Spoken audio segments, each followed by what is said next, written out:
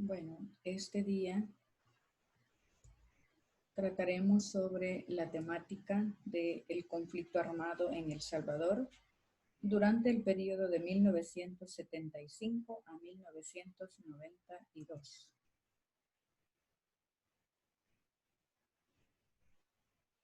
Vamos a iniciar verificando las causas del conflicto armado. Y dentro de las causas tenemos causas internas y también tenemos causas externas. Iniciaremos con las causas internas. La primera causa interna son causas internas estructurales. Tenemos dentro de las estructurales la permanencia de un régimen político militar autoritario. El poder se concentraba en oprimir y el abuso de autoridad hacia las mayorías mediante el régimen autoritario. La ausencia de un gobierno civil resultante de las elecciones libres.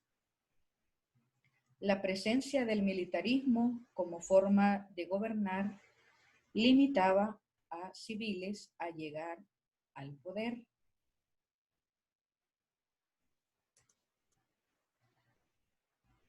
La ausencia de prensa libre, imposición del relato oficial. En esta parte, los medios de comunicación fueron censurados y se les impidió informar sobre los acontecimientos sucedidos. Solamente tenía la potestad de informar acerca de los relatos sucedidos en ese momento el gobierno en turno. También tenemos dentro de las causas estructurales internas el irrespeto a los derechos humanos. En la década de los 70 se deterioraron de manera muy acelerada las incipientes instituciones democráticas que se habían empezado a gestar en la década anterior. Armas de fuego disolvían manifestaciones, hubieron masacres, el uso de la fuerza y opresión mediante la Guardia Nacional hacía que mediante esta población y aparte de ello, la suspensión continua de las garantías constitucionales hacia la población, entre otros ejemplos que podemos citar de falta hacia los derechos humanos. Como siguiente causa tenemos la estructura económica que profundiza la desigualdad, concentrando la riqueza. Recordemos que una pequeña población se enriqueció como nunca antes se pudo haber imaginado. A este grupo pertenecían los inversionistas, también comerciantes, principalmente los que participaron en la expansión de los productos de exportación en El Salvador, como el café y el azúcar. Y tenemos como por ejemplo algunas de las familias de la oligarquía, los Girola, los Regalados, los Dueñas, los Gallardos, entre otros. Las medidas económicas a través de la política económica liberal favoreció y promovió la propiedad privada y la libertad del mercado, como por ejemplo la expropiación de la tierra.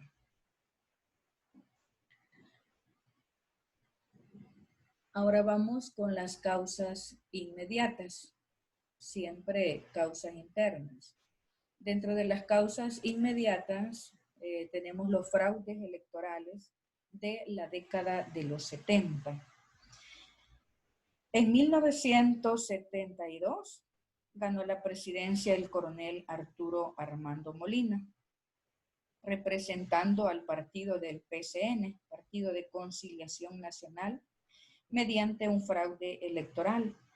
anulando la oposición conformada por la Unión Nacional Opositora, UNO, que llevaba al ingeniero José Napoleón Duarte. El recuento de votos señalaba un empate entre los dos candidatos, pero el Consejo Central de Elecciones declara a Molina por haber obtenido la mayor parte de votos. En 1977 y 79 también se vivieron otros fraudes electorales. Y estos fraudes marcan el quiebre en la historia de nuestro país, ya que la oposición se vio forzada a abandonar la vía electoral. Otra causa dentro de las inmediatas tenemos la represión creciente contra movimientos organizados de oposición. La realidad social del país durante la década de los 70 fue marcada por el nacimiento de grupos revolucionarios, forzados más que todo sobre la falta de representatividad política y de participación. La falta de respuesta también a las necesidades básicas de la población y la represión a la oposición. Entre estos movimientos nace en 1971 las Fuerzas Populares de Liberación, el FPL. En 1972, el Ejército Revolucionario del Pueblo, ERP. Y en 1974, el Bloque Popular Revolucionario, el BPR, entre otros movimientos que surgieron. Estas son todas las causas internas que se dieron durante el conflicto armado. Dentro de las internas tenemos dos tipos de causas, estructurales e inmediatas. Ahora pasamos a las causas externas de la guerra civil.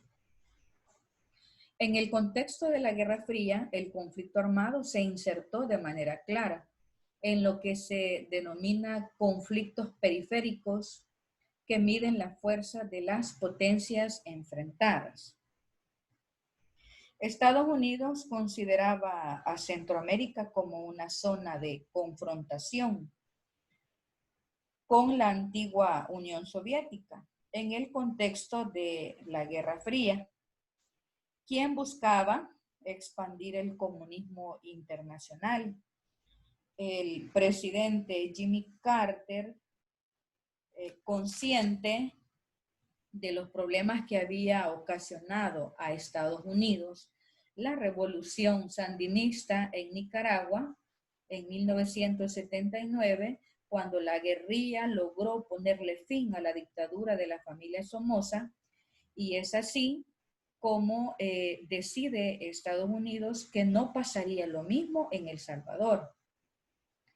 Aprueba casi 6 millones de ayuda militar, considerada como una amenaza para sus intereses estratégicos, por lo que él buscó frenar el comunismo.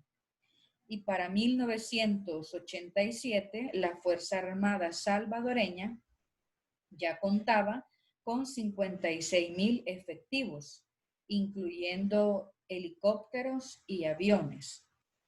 En 1980, Estados Unidos se declara como enemigo ante la Unión Soviética, Cuba y Nicaragua, en esa parte. Luego, como siguiente causa externa, tenemos que la guerrilla obtuvo apoyo de Cuba, Nicaragua y la Unión Soviética.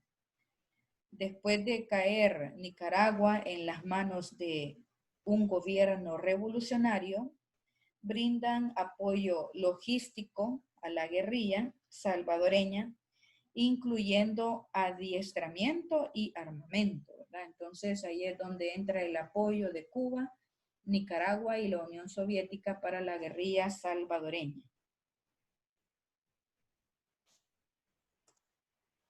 Ahora voy a explicar una línea de tiempo con los acontecimientos más relevantes durante el periodo de la Guerra Civil en El Salvador.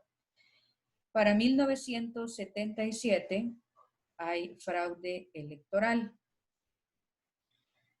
Los fraudes electorales de 1972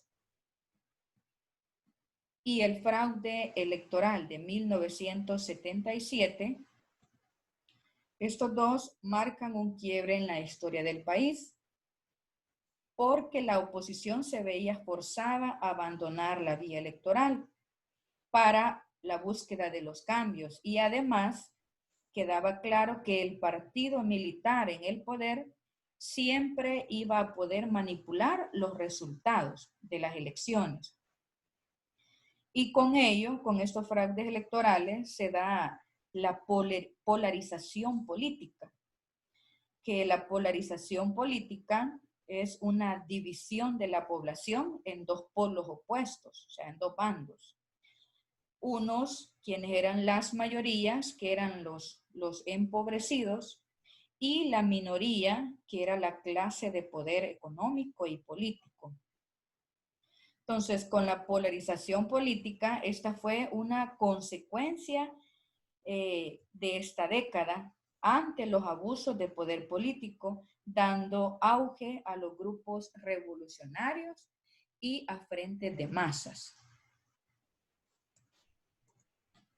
En 1980 tenemos el asesinato de Monseñor Romero.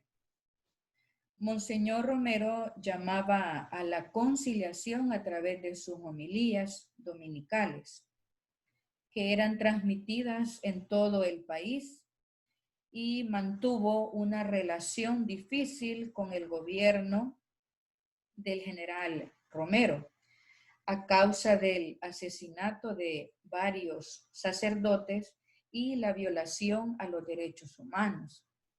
Él en su última homilía hizo un llamado al ejército para que en el nombre de Dios, dijo él, cesaran las represiones contra el pueblo. Y el día siguiente de esa homilía, el día 24 de marzo de 1980, fue asesinado en la Capilla Hospital de la Divina Providencia.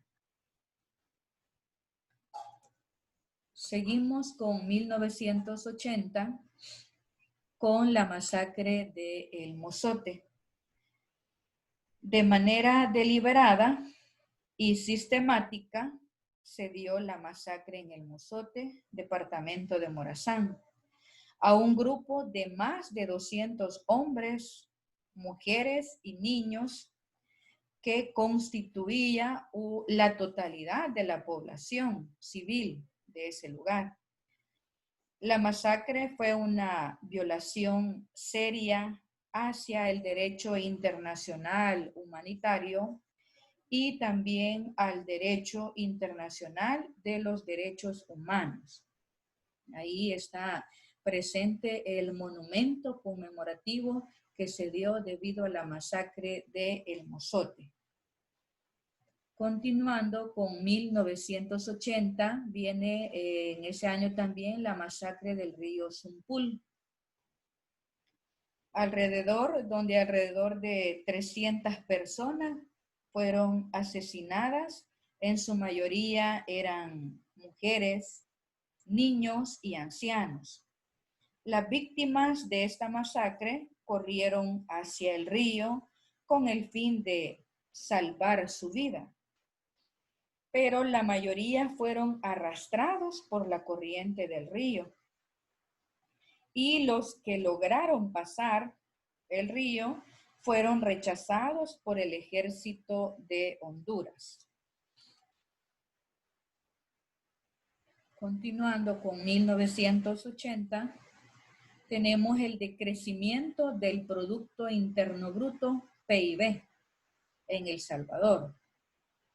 Es sabido que durante la guerra civil en nuestro país se dio una economía de guerra donde se experimentó un descenso, o sea, una caída, descenso acelerado de la actividad económica del país, la cual trajo como consecuencia descenso de la calidad de vida de las personas salvadoreñas y aumento de la pobreza extrema, ya que en 1977 un total de 800,000 familias, del total de 800,000 familias, 254,000 se encontraban en pobreza extrema. Y para 1984, de 946,000 familias, 418,000 se sumaron a pobreza extrema. Y es así como se va dando el descenso de la economía durante la época. Continuando con 1981, tenemos la ofensiva general. La ofensiva general tenía 3 objetivos. El primer objetivo era la insurrección de las masas y la huelga general. Esta huelga no tuvo éxito en las ciudades, tuvo más eco en la zona rural. El segundo objetivo era el ataque a los cuarteles y principales ciudades de, por ejemplo, podemos mencionar a San Salvador, Santa Ana, Chalatenango, Cabañas, entre otros departamentos. Y como tercer objetivo, la ofensiva general buscaba la sublevación de los militares del ejército que apoyaban al FMLN. Continuando con 1984, asume la presidencia de la República José Napoleón Duarte. En 1984 se enfrentaron las dos principales fuerzas políticas de ese entonces y sus respectivos candidatos. Uno era el ingeniero José Napoleón Duarte, dirigente histórico del PDC, y el líder de Arena, el mayor Roberto Dawison. En la primera vuelta, ninguno obtuvo una mayoría de votaciones, por lo que se tuvo que realizar una segunda vuelta en la que ganó el ingeniero Duarte. Continuamos de 1981 a 1984, cita en La Palma, Chalatenango. El nuevo presidente electo, ingeniero Duarte, convocó de manera pronta a una reunión con la dirigencia del FMLN y del Frente Revolucionario Democrático en La Palma, con un fin específico que era cesar el conflicto armado. Sin embargo, no logró una solución negociadora, ya que la izquierda demandaba crear un nuevo gobierno. ¿Y de qué manera buscaba la izquierda crear ese gobierno? Era con el objetivo de ampliar la participación de todas las fuerzas políticas del país, mientras que Duarte pedía a la insurgencia, o sea, a los rebeldes, a los que estaban en contra y rechazaban la autoridad, o sea, él pedía a los insurgentes la deposición, o sea, el abandono de sus armas a cambio de su incorporación a la vida política del país como partido. Pero esto fue un diálogo improductivo. Para 1984 a 1987 se da la mayor injerencia de Estados Unidos. Estados Unidos estaba comprometido con el fortalecimiento de la democracia mediante la realización regular de las elecciones, las cuales debían convencer a la población que la lucha armada no era la forma más adecuada para alcanzar el poder. Y es así como en 1985 el pueblo volvió a las urnas y esta vez para renovar la Asamblea Legislativa y los consejos municipales, aunque el número de votos válidos se redujo ante el cansancio y la apatía de muchos ciudadanos. Y es ahí donde surge la guerra de baja intensidad, haciendo énfasis en dos elementos. Uno, la habilidad en el control y coacción de la población por otra parte, la disputa de la población desde un discurso de los derechos humanos, no como humanización, sino que lo veían como trabajo de inteligencia.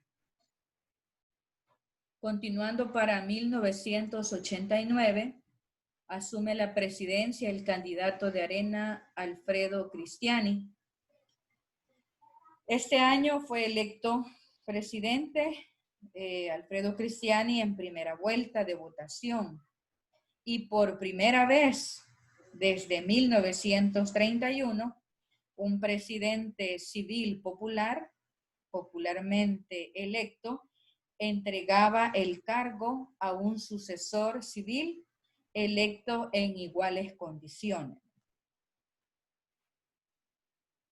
Para 1989 también tenemos la ofensiva final denominada Hasta el Tope.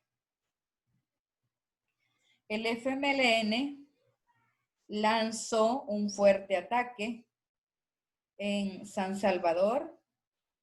También se asesina a sangre fría a 6 jesuitas durante este año y se lanza el fuerte ataque concentrándose en San Salvador y en San Miguel, que duró 8 días. Se tomaron en San Salvador a Mexicano, Cuscatancingo, Sacamil, Ciudad Delgado y Ayutuxtepeque. El arma más poderosa que tenía el ejército era la Fuerza Aérea en ese momento. Diversas fuentes estiman pérdidas humanas durante la guerra civil de 75,000 personas asesinadas.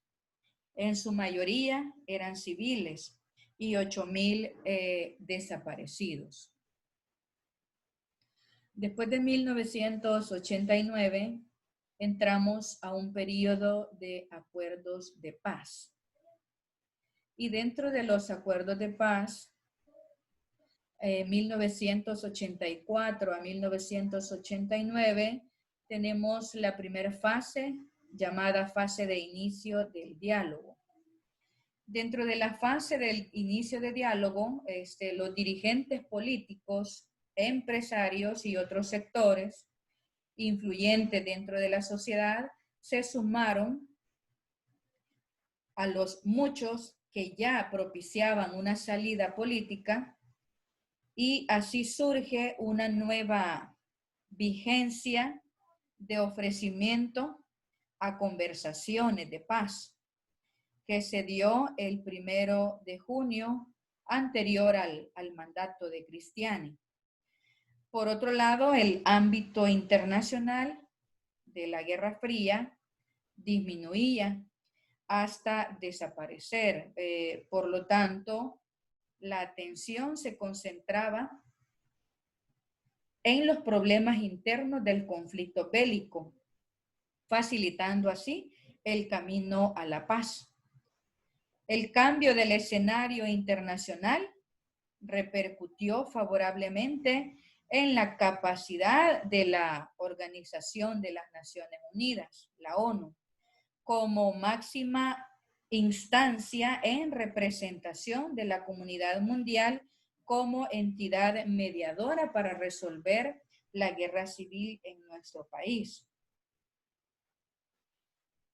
Vamos 1990 y 1992 con la fase negociadora. Dentro de la fase negociadora, el 4 de abril de 1990 en Ginebra, Suiza, el secretario general y representante del gobierno de Alfredo Cristiani y del FMLN firmaron un acuerdo que estableció las normas rectoras de la negociación de paz y poner fin al conflicto armado por la vía política, incluyendo la democratización del país, ¿verdad? Y el respeto a los derechos humanos.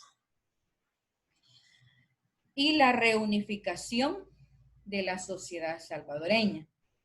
El proceso era muy complejo y también dinámico en distintas capitales y ciudades importantes del continente americano, que culminó con el trascendental documento firmado en Chapultepec, México.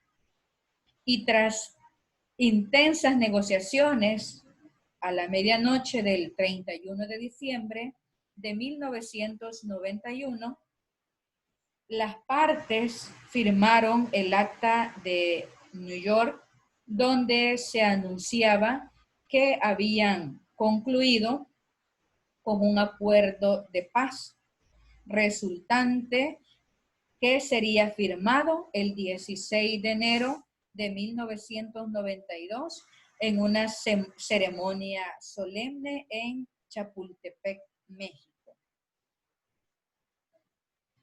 Ahora vamos a ver algunos de los resultados de los acuerdos de paz y en este vamos a mencionar la Comisión de la Verdad, que esta fue una comisión resultado después de los acuerdos de paz. La Comisión de la Verdad registró más de 22,000 denuncias de graves hechos de violencia en El Salvador.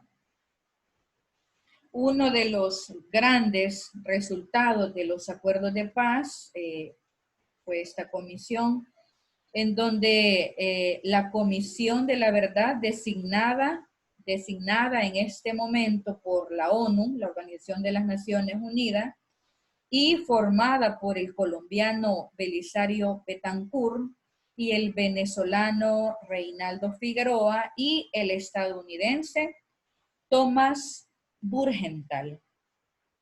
El informe de esta Comisión de la Verdad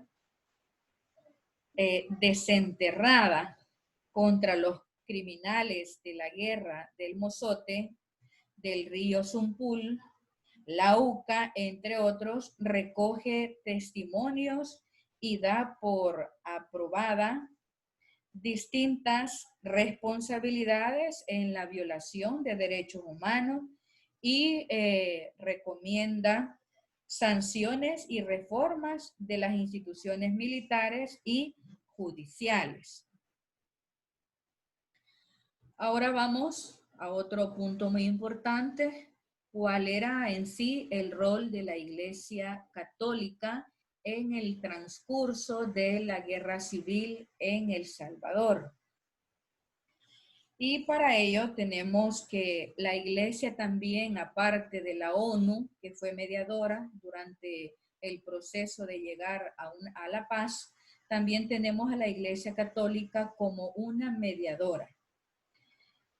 La Iglesia Católica fue importante, ya que en los años 70 era como canal de la voz de las mayorías oprimidas y explotadas.